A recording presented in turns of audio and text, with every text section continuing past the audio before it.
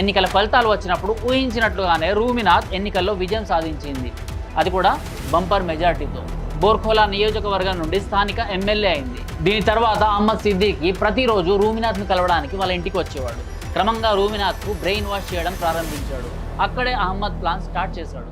అహ్మద్ జకీ జాకీర్ అనేసే బంగ్లాదేశ్కి సంబంధించిన ఒక ముస్లిం యువకుడిని రూమినాథ్కి పరిచయం చేశాడు. అహ్మద్ ప్లాన్ ప్రకారం జకీ ప్రతిరోజు రూమిని కలవడానికి మెల్లిమెల్లిగా ఆకట్టుకోవడం మొదలుపెట్టాడు.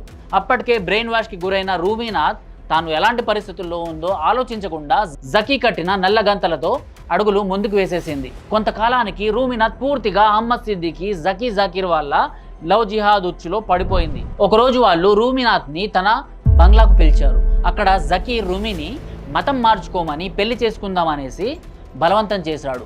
లవ్ అంటేనే ట్రాప్ కదా, అలా ఆ ట్రాప్లో నిండా మునిగిన రూమినాథ్కి వెనకాల జరుగుతున్న జిహాదీ కుట్ర అర్థం అవ్వకుండా మతం మార్చేసుకుంది. ఇక కొత్త పేరు కూడా వచ్చేసింది, అదే రూబీనా సుల్తానా.